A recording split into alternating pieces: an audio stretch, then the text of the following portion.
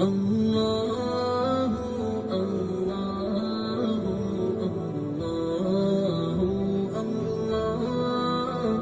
اللہ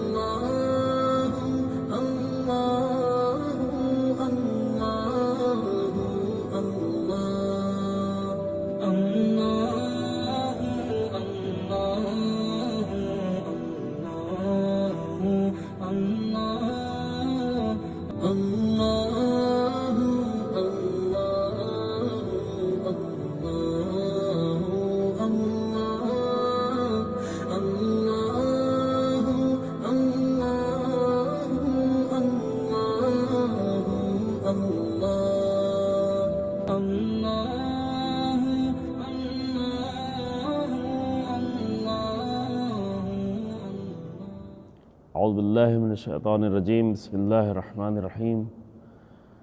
الحمد للہ رب العالمین وصلی اللہ علی محمد وآلہ الطاہرین ولعنۃ اللہ علی اعدائہم اعداء اللہ اجمعین اما بعد فقد قال اللہ تبارک و تعالی فی کتابہ الکریم بسم اللہ الرحمن الرحیم وقاتلوا فی سبیل اللہ الذین یقاتلونکم ولا تعتدوا ان اللہ لا يحب المعتدین۔ قرآن مجید میں آیات جہاد اور خاص کر تاریخ اسلام کا وہ حصہ کہ جس میں پیغمبر اکرم صلی اللہ علیہ وآلہ وسلم کو اس وقت کے حالات اور دشمنوں کی سازشوں کے نتیجے میں مختلف جنگوں میں شرکت کرنی پڑی، مختلف جنگیں لڑنی پڑیں، اس پر گفتگو ہو رہی ہے، اور یہ کہ ان جنگوں میں رسول اللہ کا طریقہ اور انداز کیا تھا، جنگوں کی تاریخ کیا ہوئی، اور جنگوں میں رسول اللہ کی سیرت کیا تھی، اور رسول اللہ کے ساتھ اصحاب اور خاص کر امیر المومنین علی بن ابی طالب علیہ السلام کی جو اس جنگ کے تمام جنگوں میں بہت اہم رول ادا کرتے رہے، آپ کی سیرت و کردار کیا تھا۔ ہم تاریخ کی دوسری بڑی اہم جنگ کی طرف گفتگو کر رہے تھے، دوسری اہم جنگ کے بارے میں، وہ ہے جنگ احد۔ یوں تو متعدد جنگیں ہیں، جنگ احد جو ہے غزوے کے لحاظ سے اگر دیکھا جائے تو 11واں غزوہ ہے، یعنی وہ جنگیں کہ جس میں رسول اللہ خود شریک ہوتے تھے، اور اگر اس میں سریے بھی شامل کر لیا جائے تو کئی سریے اس بیچ میں ہو چکے ہیں۔ سریے یعنی وہ لشکر جس میں رسول اللہ شریک نہیں ہوتے تھے بلکہ رسول اللہ بھیجتے تھے چند افراد کو۔ تو یوں تو تعداد زیادہ ہے، اور پہلے عرض کیا گیا کہ بہت ساری جنگیں ایسی تھیں کہ جس میں کسی کی جان بھی نہیں جاتی تھی، اور اگر فرصت ہوئی تو آج بھی کچھ ایسی جنگوں کا ذکر آئے گا جنگ احد کے بعد جو جنگیں ہوئیں، ورنہ کل کے پروگرام میں جنگ احد جو ہے تاریخی لحاظ سے بہت ہی اہم جنگ، جیسے جنگ بدر کے لیے عرض کیا گیا کہ جنگ بدر بہت اہم جنگ اس اعتبار سے پہلی جنگ تھی، پہلی بڑی کامیابی تھی، پہلی وہ جنگ تھی جس میں زیادہ تعداد میں لوگ بھی مارے گئے، البتہ اس اعتبار سے بھی اہم جنگ تھی۔ لیکن جنگ بدر کی کامیابی نے پورے علاقے میں، پورے اس جزیرہ عرب میں، خاص کر مکہ و مدینہ کے آس پاس کے علاقے میں اسلام کی حقانیت اور رسول اللہ کی حکمت عملی اور رسول اللہ کی فتح اور کامیابی کا چرچا پورے اس علاقے میں ہو چکا تھا، اور حوصلے بلند ہو چکے تھے۔ اسی طریقے سے جنگ احد بھی بہت ایک بڑی جنگ تھی، اور عرب میں ایسی جنگیں نہیں ہوتی تھیں۔ بعد میں انشاءاللہ عرض ہوگا کہ عرب میں سب سے بڑی جنگ جو اس وقت تک ہوئی، یعنی پوری تاریخ عرب کی اس وقت تک کی سب سے بڑی جنگ، وہ جنگ خندق تھی۔ کہ نہیں معلوم جنگ خندق کا شاید تھوڑا اشارہ ہو پائے آج کل میں یا نہیں، لیکن یہ جنگ جو ہے عام طور سے عرب لوگ لڑتے تھے، جنگ بہت زیادہ کرتے تھے، جنگجو لوگ تھے، جھگڑالو لوگ تھے، ہمیشہ چھوٹی چھوٹی باتوں پہ جنگ کرتے تھے، لیکن ان کی جنگیں ایسی ہوتی تھی، قبیلے کے لوگ اکٹھا ہو جاتے تھے، ایک قبیلہ دوسرے قبیلے سے لڑتا تھا، تو اس میں 100 200 400 لوگ اس طرح سے لڑتے تھے، کبھی 2 4 قبیلے مل جاتے تھے تو ان کی تعداد ہزار ہو جائے، لیکن ایسی بڑی بڑی جنگیں اس زمانے میں عرب سرزمین پر نہیں ہوا کرتی تھی، چونکہ عرب میں کوئی حکومت نہیں تھی، کوئی مرکزی سینٹرل حکومت نہیں تھی، سب قبیلوں کا اپنا نظام تھا، اپنی حکومت تھی، اس لیے لڑائی بھی بہت زیادہ تھی، چونکہ ایک حکومت نہیں تھی، لہذا جنگیں ہوا کرتی تھی۔ پیغمبر اکرم صلی اللہ علیہ وآلہ وسلم نے پہلی بار آ کر اس سرزمین میں ایک باقاعدہ طور پر حکومت قائم کی۔ عرب کی حالت یہ تھی کہ وہاں پہ کچھ ایسی چیز تھی بھی نہیں جس کی وجہ سے دوسری حکومتیں وہاں پہ دلچسپی لیں۔ عرب کے آس پاس بڑی حکومتیں تھیں، جیسے روم کی حکومت جو ہے وہ سیریا اور عراق تک پہنچی ہوئی تھی، ایران کی حکومت جو عراق کے کچھ حصوں میں تھی، تو یہ بہت بڑی اور اس وقت کی سب سے بڑی حکومتیں تھیں، لیکن ان کو جزیرہ نما عرب میں کوئی ایسی دلچسپی تھی نہیں کہ وہ اس کو بھی اپنے اختیار میں لینا چاہیں، کیونکہ وہاں کچھ تھا ہی نہیں۔ سوکھی سنگلاخ وادیوں کو لے کے کیا کرتے، جہاں نہ کچھ پیداوار تھی نہ کچھ۔ ابھی ان سنگلاخ وادیوں کے نیچے پیٹرولیم کا بہت بڑا خزانہ مل گیا، جس سے عرب بہت دولت مند ہو گئے، اور بعض ملکوں کے درہم و دینار جو دنیا کی سب سے بڑی کرنسی بن گئی، وہ زمین کے اندر کے خزانے تھے جو اس زمانے کے لوگوں کو معلوم نہیں تھے، اگر معلوم ہوتے بھی تو نکالنے کے کوئی امکانات اور راستے نہیں تھے اور استعمال کے، لہذا وہاں پر کسی کو کوئی دلچسپی نہیں تھی، کوئی حملہ بھی نہیں کرتا تھا۔ مثلا جیسے اور دوسرے ہندوستان تھا، وہاں پہ بہت حملے ہوتے تھے چونکہ زمین آباد تھی اور دولت بہت زیادہ تھی، لیکن عرب میں کوئی حملہ بھی نہیں کرتا تھا، کوئی عرب میں کی طرف دیکھتا بھی نہیں تھا رخ کر کے کہ ان کو کیا دیکھیں۔ وہ ایک مرتبہ حسادت کی بنیاد پر مکے میں صرف کعبے کی حد تک حملہ کیا تھا، جو لشکر آیا تھا، اور اسی سال پیغمبر اکرم صلی اللہ علیہ وآلہ وسلم کی ولادت ہوئی تھی۔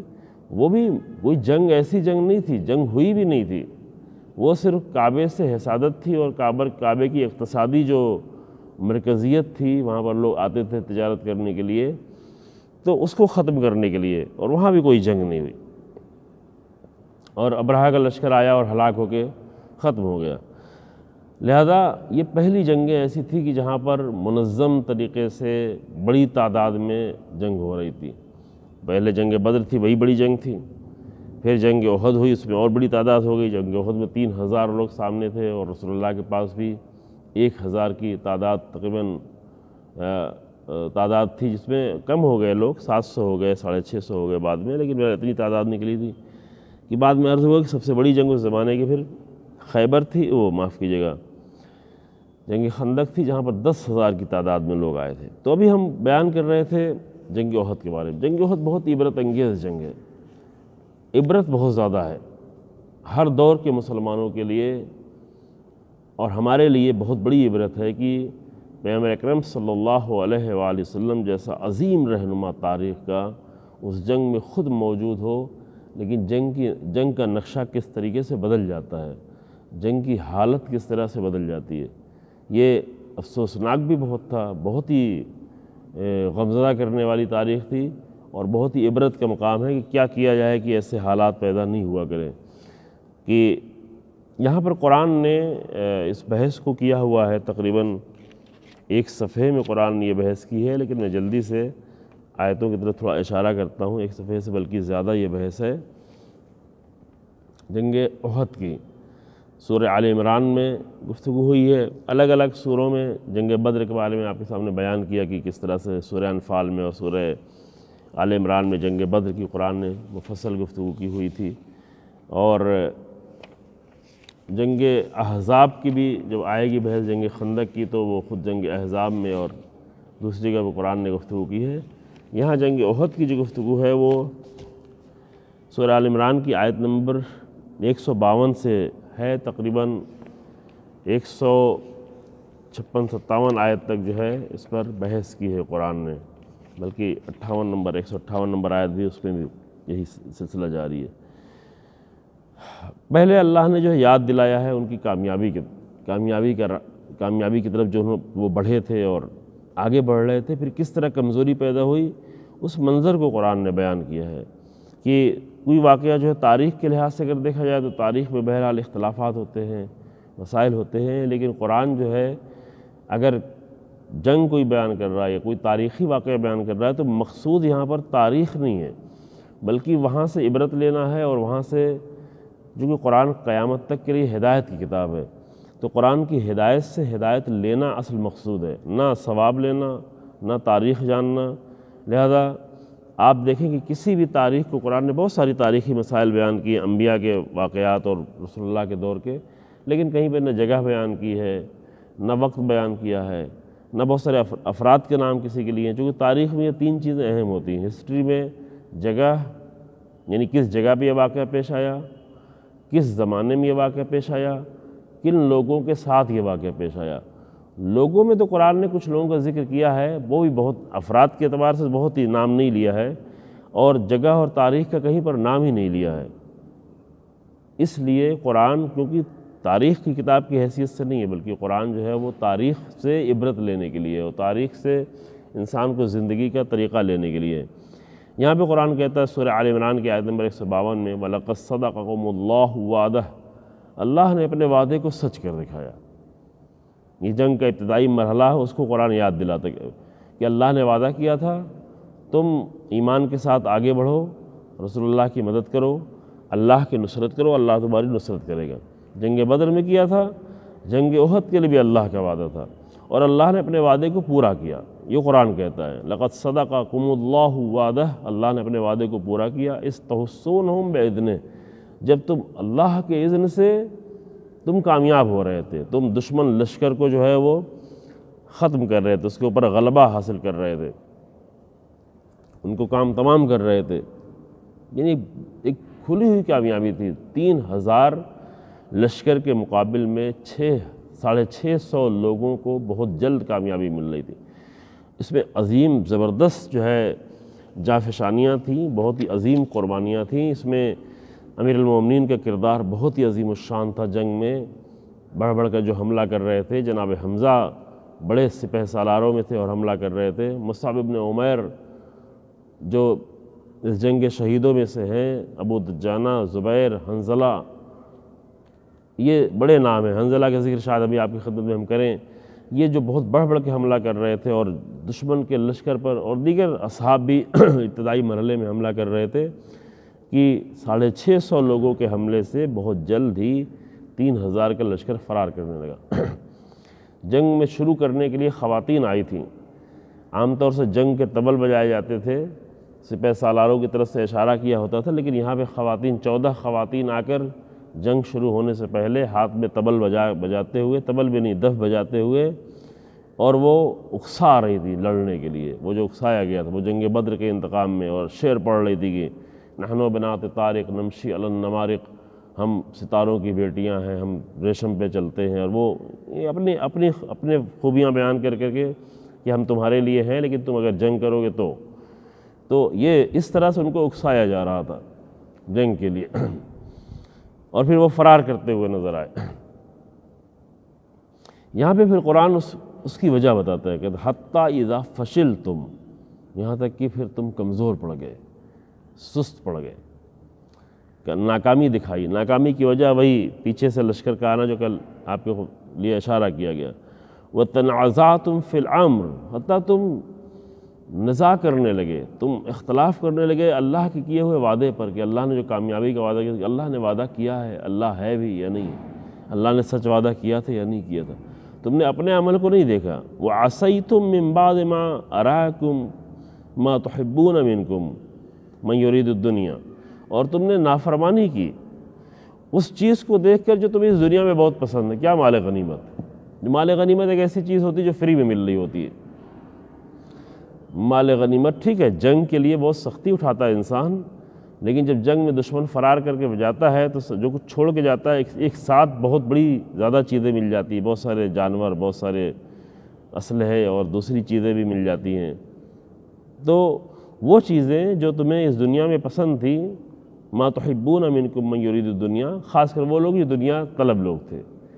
دنیا کو طلب کرتے تھے، دنیا سے عشق کرتے تھے۔ دنیا کے عشق میں رسول اللہ نے حکم دیا تھا کہ تمہیں یہیں بیٹھنا، یہاں سے ہٹنا نہیں ہے، لیکن چھوڑ کے بھاگے، اور اس کے نتیجے میں تم نے کمزوری دکھائی۔ اس کمزوری کے نتیجے میں تمہاری جو ہے جنگ کا نقشہ بدل گیا۔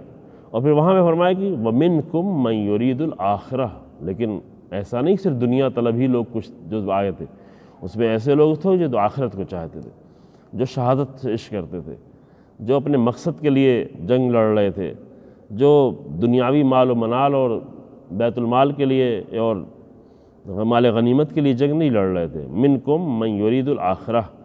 تم میں سے کچھ لوگ تھے جو آخرت چاہتے تھے۔ آخرت چاہنے والے وہ لوگ تھے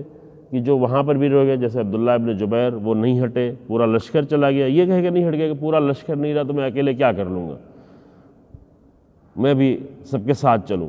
لیکن چونکہ رسول اللہ کا حکم تھا، رسول اللہ نے انہیں ان سب کا سردار معین کیا تھا، وہ اور ان کے ساتھ چند افراد وہاں پہ ٹھہرے رہے، ان کی جان کو خطرہ تھا، جان چلی بھی گئی، شہید بھی ہو گئے، لیکن رسول اللہ کے حکم پر اپنی جگہ سے انہوں نے ہٹنا پسند نہیں کیا۔ یہ درس ہے، ان کا بھاگنا، وہ کمزوری، وہ جنگ کی حالت کے بدلنا، وہ عبرت تھی۔ جو لوگ کمزور تھے، جو دنیا کو چاہتے تھے، جو مال غنیمت کو چاہتے تھے، اور یہ جنگ احد کا عظیم درس ہے کہ جس کو رسول اللہ نے معین کیا تھا، اور اس کے ساتھ چند افراد وہ اپنی جگہ سے نہیں ہٹے، اپنی جان دے دی، رسول اللہ کے حکم پر اپنی قربانی پیش کر دی۔ ثم صرفکم عنہم، پھر اللہ نے تم سے فتح کو موڑ دیا۔ اللہ کا وعدہ تھا، لیکن اللہ کا وعدہ بغیر شرط کے نہیں ہوتا۔ اللہ کا وعدہ ہے، آج بھی وعدہ ہے، اللہ کا وعدہ ہے کامیابی،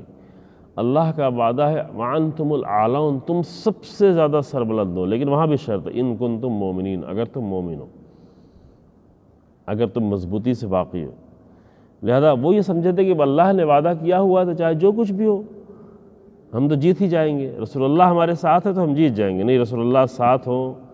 بہت ہی عظیم اصحاب ساتھ ہوں، امیر المومنین جیسا سپہ سالار ساتھ ہو، حمزہ جیسا سپہ سالار ساتھ ہو،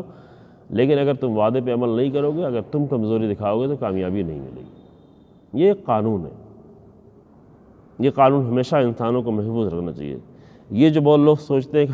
ہم فلاں ہیں، ہم اللہ والے ہیں، ہم خاص ہیں تو اللہ ہمارے لیے سب کچھ کر دے گا، دشمنوں کو نابود کر دے گا، آرزو کر رہے ہوتے فلاں مر جائے، فلاں کو کورونا ہو جائے، فلاں کو ایسا ہو جائے، فلاں کو ایسا، کچھ نہیں ہوتا ایسا۔ قانون یہ ہے کہ تم ایمان کے ساتھ مضبوطی سے آگے بڑھو، متحد رہو، اختلاف نہ پیدا ہو۔ جو یہاں پہ تنازع ہوا، یہاں پہ اختلاف ہوا، اگر یہ نہیں کرو گے تو اللہ تمہیں مدد کرے گا، باقاعدہ ایسی مدد کرے گا جس کا تم تصور بھی نہیں کرتے تھے۔ فرشتوں کے ذریعے سے مدد کرنا، یہ صرف جنگ بدر یا جنگ حنین کے لیے نہیں ہے، یہ کسی بھی جنگ میں ہو سکتا ہے، کسی بھی زمانے میں ہو سکتا ہے۔ اس کے لیے یہ بھی ضروری نہیں کہ رسول اللہ ہوں، اس کے لیے اللہ جو ہے کہیں پہ مدد کر سکتا ہے اگر اللہ کے وعدے پہ عمل کیا جا رہا ہے، جس کے نمونے اس زمانے میں، اس تاریخ میں، آج کل کے زمانے میں بہت زیادہ موجود ہے اس کے نمونے۔ اللہ فرماتا ہے کہ جب تم نے کمزوری دکھائی تو ثم صرفکم عنکم، اللہ نے فتح کو تم سے موڑ دیا، لیبتلیکم، تاکہ تمہیں آزمائے۔ سخت آزمائش تھی، یہ آزمائش معمولی نہیں تھی، جہاں پر جیتی ہوئی جنگ ہار گئے اور 70 لوگ مارے گئے، شہید ہوئے، تھوڑی سی آزمائش نہیں تھی، لیکن ان آزمائشوں سے اللہ گزارتا ہے تاکہ بعد کے لیے تمہارے لیے عبرت بنے۔ وَلَقَدْ عَفَا عَنْكُمْ، لیکن پھر اللہ نے بعد میں معاف بھی کر دیا۔ خطا بڑی تھی، غلطی بہت بڑی تھی، لیکن اللہ نے معاف کر دیا۔ وَاللَّهُ ذُو فَضْلٍ عَلَى الْمُؤْمِنِينَ، اور اللہ کی ذات وہ ہے کہ جو مومنین پر بڑی فضل کرنے والی، احسان کرنے والی۔ اور پھر منظر کشی کی قرآن نے، حالت تمہاری کیا تھی جب تم کمزوری دکھائی، دشمن نے پیچھے سے حملہ کیا اور پیچھے ہی سے تلوار مارنا شروع کر دی، جانے جانے لگی، تم گھبرائے، تو حالت یہ تھی کہ استصعدون ولا تلعون علی احد والرسول یدعوکم فی اخراکم، جب تم بھاگ رہے تھے، فرار کر رہے تھے، پہاڑوں پہ چڑھ رہے تھے، تمہارا صرف مقصد یہ تھا کہ اپنی جان بچائیں، تمہیں اس کی فکر ہی نہیں تھی کہ رسول اللہ کو چھوڑ کے جا رہے ہو، رسول اللہ تمہیں پکار رہے تھے، وَالرَّسُولُ يَدْعُوكُمْ فِي أُخْرَاكُمْ، رسول اللہ تمہیں بلا رہے، تم کہاں جا رہے ہو، رسول اللہ کو تنہا چھوڑ کے بھاگنے لگے۔ فَأَثَابَكُمْ غَمًّا بِغَمٍّ لِكَيْ لَا تَحْزَنُوا عَلَىٰ مَا فَاتَكُمْ وَلَا مَا أَصَابَكُمْ وَاللَّهُ خَبِيرٌ بِمَا تَعْمَلُونَ، پھر اللہ نے تمہارے اوپر ایک مصیبت پر دوسری مصیبت ڈال دی، مصیبت پر مصیبت، غم پہ غم، حملہ، جیتی ہوئی جنگ کا ہار جانا،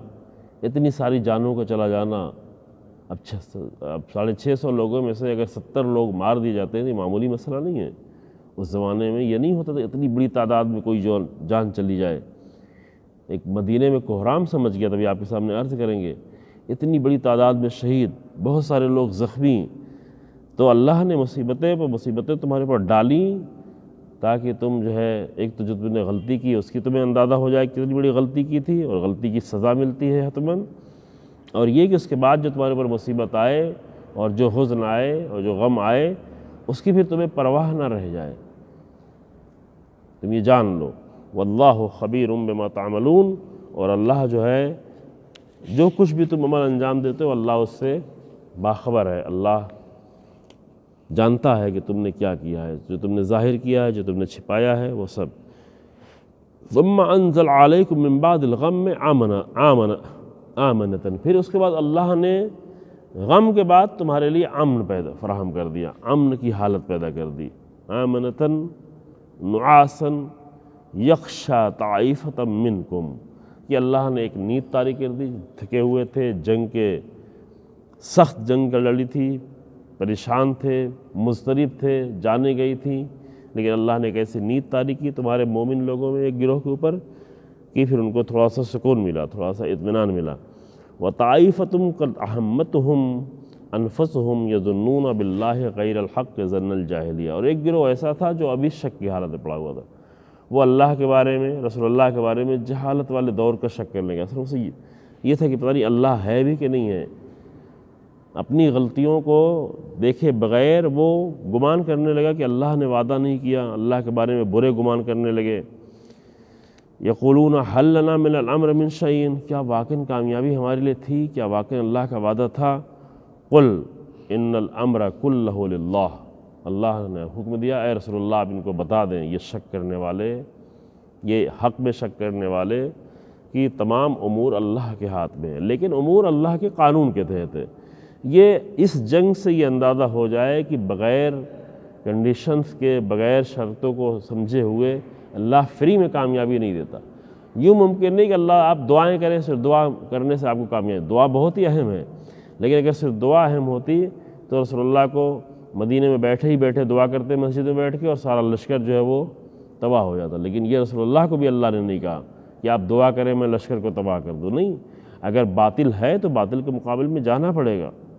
یوں نہیں کہ ہم مسجدوں میں جا کے صرف دعا کریں، کعبے چلے جائیں اور جا کے دعا کریں،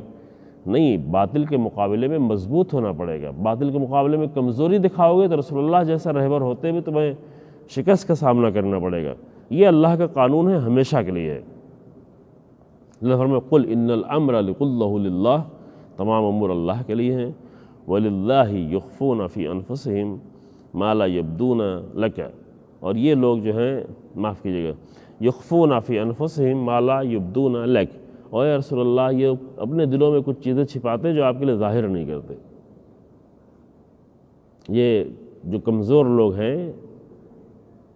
جو بالکل کمزور تھے منافقین، وہ تو یہاں سے بھاگ گئے تھے، چلے ہی گئے تھے، 300 لوگ پہلے چلے گئے تھے،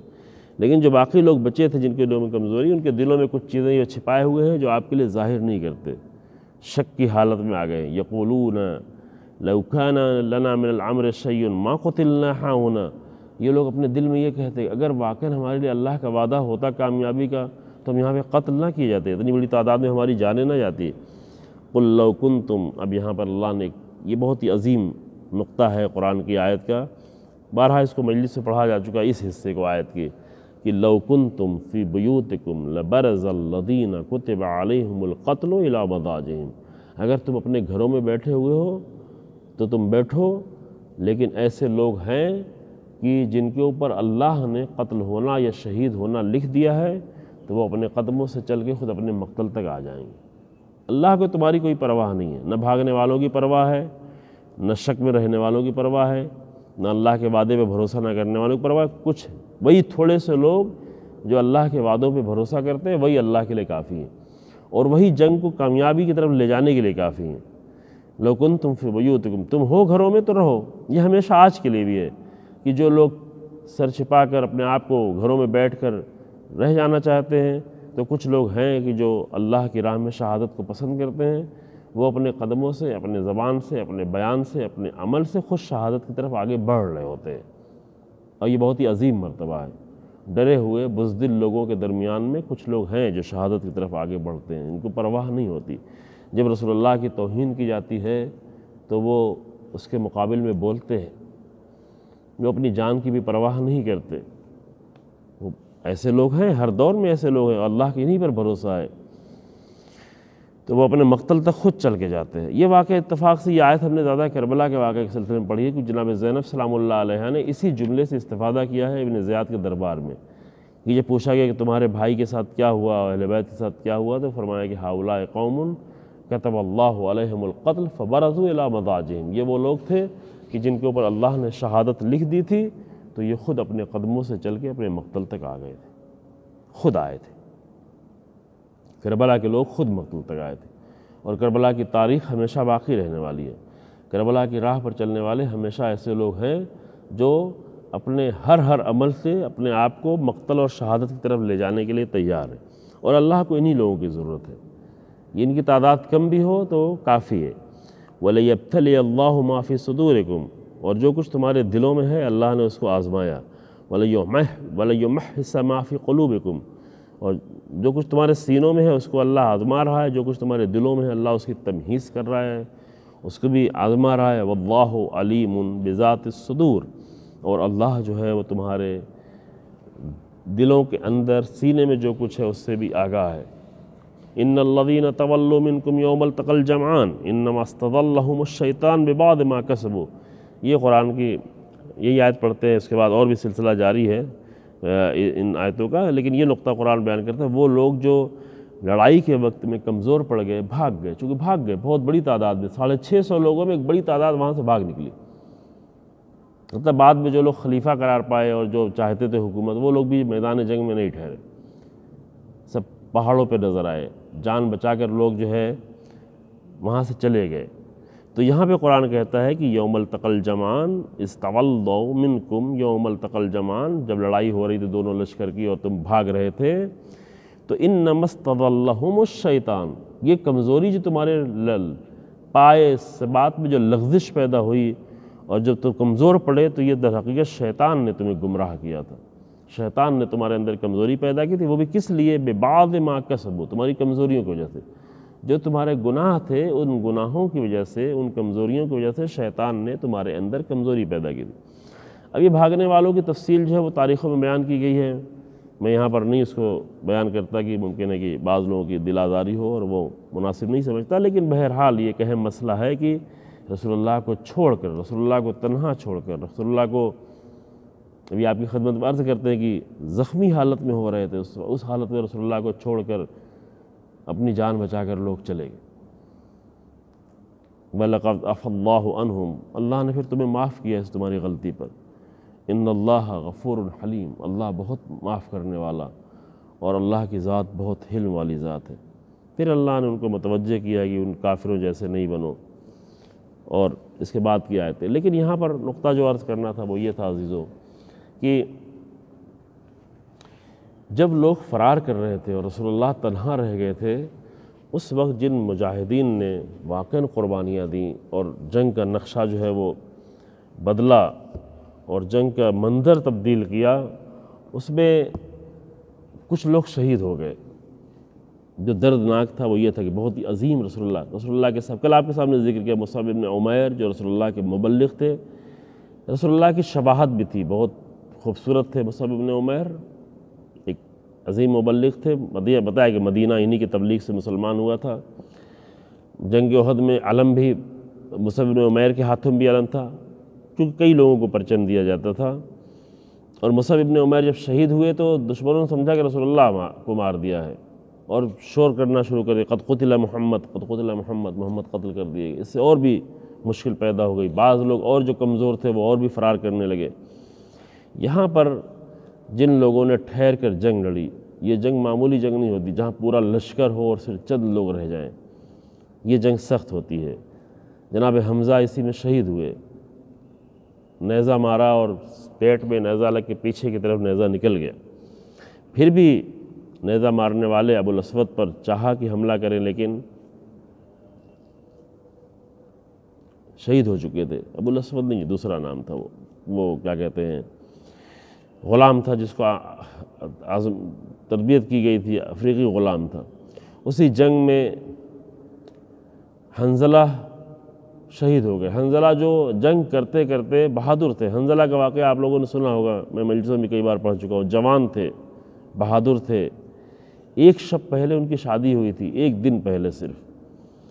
پہلی شب شادی کی گزری تھی۔ یہ شوق شہادت اور رسول اللہ کی معیت اور ہمراہی میں جہاد کا جذبہ تھا کہ جب نکلنے لگے، لشکر نکلنے لگا جنگ احد کے لیے، تو انہوں نے بھی پوچھا کہ کہاں جا رہے ہیں لوگ؟ کہا رسول اللہ نے نکلنے کے لیے حکم دیا۔ وہ بھی اپنا اسلحہ لے کر نکل پڑے۔ یہ نہیں کہا کہ ابھی ایک شب کی شادی ہوئی ہے، ابھی ہم تھوڑا ٹھہرتے ہیں، بعد میں اور بھی جنگیں ہوں گی اس میں ہم شریک ہوں گے، نہیں، فوراً نکل گئے، سوچا بھی نہیں، ذرا بھی نہیں، یہ کہ رسول اللہ جا رہے ہیں تو پھر رسول اللہ کے ساتھ چلے گئے، اور اتفاق یہ ہوا کہ اسی جنگ میں شہید بھی ہو گئے۔ جناب حنظلہ احد کا میدان نزدیک تھا، مدینہ سے نکلے اور میدان میں گئے اور جنگ ہوئی اور میدان میں شہید ہو گئے۔ کہ ان کے لیے ہے کہ بعض روایتوں میں کہ غسل بھی نہیں کر سکے تھے۔ جب میتوں کو دفن کر کے اصحاب پلٹے تو رسول اللہ نے پوچھا سب کو دفن کرنے کے بارے میں، کہا سب کو تو دفن کر دیا، لیکن ایک لاشا تھا جو بھیگا بھیگا سا تھا، جیسے پانی سے نہلا دیا گیا ہو، تو رسول اللہ نے فرمایا کہ وہ حنظلہ تھے غسیل الملائکہ، فرشتوں نے انہیں غسل دیا ہے۔ حنظلہ آگے بڑھ کے حتیٰ ابو سفیان کے قریب پہنچ گئے تھے، ابو سفیان پہ حملہ ہی کرنے والے تھے کہ یہاں پر ابن اسود نے جو ہے پیچھے سے حملہ کیا اور جناب حنظلہ بھی شہید ہوئے گئے۔ حنظلہ پھر ایک فرزند بھی ہوا اسی ایک دن کی شادی کے نتیجے میں، اللہ نے فرزند دیا عبداللہ کے نام کا، عبداللہ ابن حنظلہ، کہ عبداللہ ابن حنظلہ پھر 10 بیٹے ہوئے۔ یہ اپنے عبداللہ ابن حنظلہ اپنے 10 بیٹوں کے ساتھ واقعہ کربلا کے بعد مدینے میں قیام کیا اور سب کے سب شہید ہوئے۔ امام حسین علیہ السلام کی شہادت کے بعد انہوں نے اپنے لیے جائز نہیں سمجھا کہ ہم زندہ رہیں، ہم باقی رہیں، مدینے میں رہیں، اپنے سارے بیٹوں کے ساتھ انہوں نے قیام کیا۔ اسی حنظلہ، یہی شہید حنظلہ کے بیٹے تھے، اور ان کے 10 پوتے تھے، وہ سب کے سب جو ہے یزید کے لشکر کے مقابل میں شہید ہوئے مدینے میں، کہ جہاں پر بدترین توہین کی گئی تھی یزید کے لشکر کے ذریعے سے رسول اللہ کے اصحاب کی، رسول اللہ کے اصحاب کی بیویوں کی، ان کی بیٹیوں کی، ان کی بہوؤں کی، بہت سارے ناجائز بچے پیدا ہوئے تھے۔ 3 دن تک مدینے کو جائز کر دیا گیا تھا۔ یہ تاریخ کا دردناک واقعہ پیش آیا جو کربلا کے واقعے کے تقریباً 1.5 سال بعد پیش آیا تھا۔ جب رسول اللہ کی شہادت کی خبر پھیلی، جو مصعب بن عمیر شہید ہو چکے تھے، یہ عظیم صحابی رسول اللہ کے، تو دشمن کے حوصلے اور بلند ہو گئے، لیکن دیگر اصحاب نے، خاص کر امیر المومنین علی بن ابی طالب علیہ السلام نے جنگ کرنے کے ساتھ ساتھ رسول اللہ کی حفاظت میں بھی موجود تھے،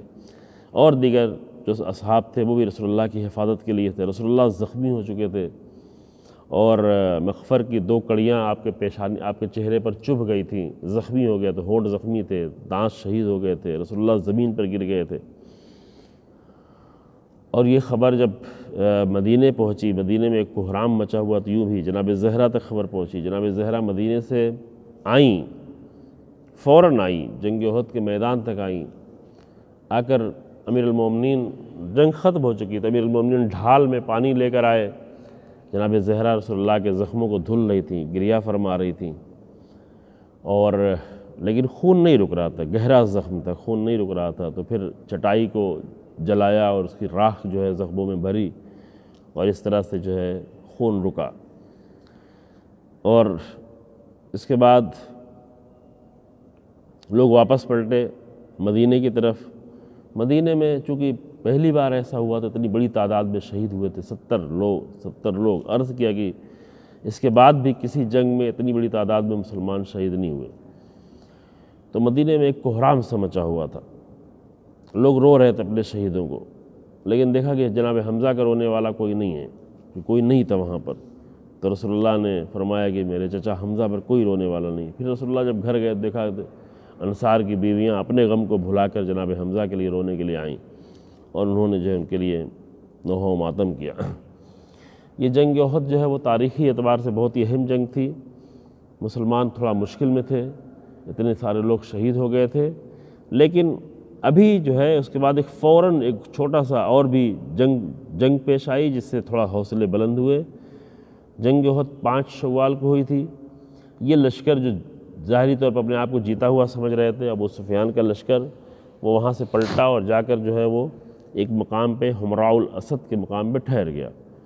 اور پھر ان کا ارادہ یہ تھا کہ دوبارہ پھر حملہ کریں گے۔ مسلمان کے حوصلے پست ہیں، وہ لوگ مارے جا چکے ہیں، وہ پھر جو ہے حملہ کر کے بالکل کام کو تمام کر کے اور اسلام کا خاتمہ کر کے آ جائیں گے۔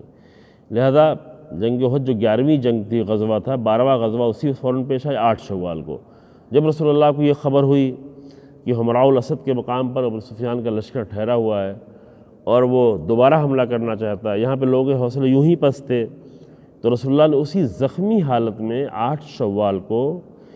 اسی زخمی حالت میں رسول اللہ نے پھر 200 لوگوں کو، معاف کیجیے گا، رسول اللہ نے ان لوگوں کو پیچھا کیا صرف 200 لوگوں کے ساتھ، اور جب پیچھا کیا تو وہ لشکر جو ہے وہاں سے پھر فرار کر گیا۔ یعنی ان کو یہ توقع نہیں تھی کہ اتنا شکست کھانے کے بعد، اتنی لوگوں کی جان دینے کے بعد پھر جو ہے مسلمان یہ جرأت کر سکیں گے، اسی لیے وہ حملے کی کوشش کر رہے تھے، اسی لیے جو ہے وہ دوبارہ پلاننگ کر رہے تھے کہ ہم چل کے پورا مدینے پہ حملہ کر کے کام ہی ختم کر دیں گے۔ لیکن رسول اللہ نے اس عمل کے ذریعے سے ایک تو ان کے دلوں میں خوف بٹھا دیا، دوسرے جو مسلمان لوگ جنگ احد کے حالات کی بنیاد پر کمزور دکھ رہے تھے، پریشان تھے، بہت لوگ شک میں پڑے ہوئے تھے، قرآن خود ہی کہتا ہے کہ شک کر رہے تھے، اللہ کی نصرت پہ شک کر رہے تھے، رسول اللہ نے اس لشکر کے ساتھ آگے بڑھ کے جب ان کا پیچھا کیا تو وہ لوگ بھاگتے ہوئے نظر آئے اور وہاں سے فرار کر گئے۔ اور جنگ احد میں وہ یہ کہہ کے گئے تھے ابو سفیان نے کہ اگلے سال پھر ہم ملیں گے، اگلے سال بدر کے مقام پر پھر دوبارہ جنگ ہوگی، کہ وہ جنگ جو ہے اگلے سال پھر ہوتی ہے، اس کا بھی ذکر بھی آئے گا، لیکن اس کے پہلے ایک جنگ اور ہوتی ہے جو اہم جنگ تھی، وہ ہے 14واں غزوہ، وہ ہے جو غزوہ بنی نذیر، کہ یہ غزوہ جو پیش آیا بنی نذیر کا غزوہ، یہ بھی ایک اہم تھا۔ بنی نذیر آپ کے بارے میں بتایا آپ کی خدمت میں کہ یہ وہ لوگ تھے کہ جو بھئی مدینے میں ٹھہرے ہوئے تھے، یہودی لوگ تھے، ان کے ساتھ جو مسائل پیش آئے، لیکن اس غزوے کے بارے میں انشاءاللہ بعد میں آپ کے سامنے گفتگو کریں گے۔ ماہ رمضان میں فتح مکہ اور جنگ بدر، دیکھیں بدر جو ہے پہلی جنگ تھی بڑی، فتح مکہ جو ہے تقریباً آخری جنگ تھی اس طرح کی، یعنی قریش کے ساتھ جنگ، یعنی اس کے بعد فتح مکہ فتح ہو گیا۔ تو اور یہ دونوں واقعہ جو ماہ رمضان میں پیش آیا، فتح مکہ بھی ماہ رمضان میں تھی جو 8ویں صدی ہجری میں ہوئی، بعد میں آئے گا اس کا ذکر، اور جنگ بدر جو ہے وہ پہلی بڑی جنگ تھی۔ تو بڑی جنگ کے اعتبار سے، ورنہ غزوے کے لحاظ سے دیکھا جائے تو وہ 7واں 8واں غزوہ تھا۔ ان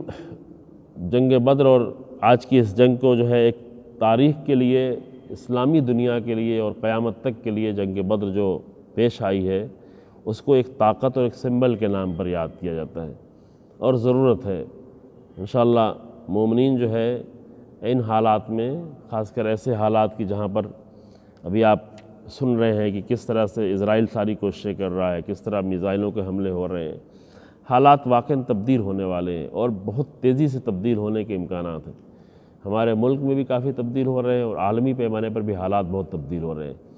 ان جنگوں کا ذکر اس لیے ضروری تھا، اس تاریخ کا جاننا اس لیے ضروری ہے، یہ تاریخ کے اہم موڑ جو پیش آئے ہیں اس کا جاننا اس لیے ضروری ہے کہ ان تمام حالات میں ہمارے پاس اور کوئی چارہ نہیں ہے، بہترین نمونے جو چھوڑ کے گئے ہیں وہ پیغمبر اکرم صلی اللہ علیہ وسلم چھوڑ کے گئے ہیں، وہی کامیابی ہے عزیزو۔ فقط شرط یہ کہ مومنین کو ایمان لا، کچھ لوگ ایسے تھے جو رسول اللہ کے زمانے میں شک کرتے تھے، کچھ منافقین تھے جو رسول اللہ کو چھوڑ کے بھی چلے جاتے تھے، جیسے جنگ احد میں چھوڑ کے چلے گئے، جیسے جنگ تبوک میں چھوڑ کے چلے گئے، جیسے بعض جنگوں میں آئے بھی نہیں،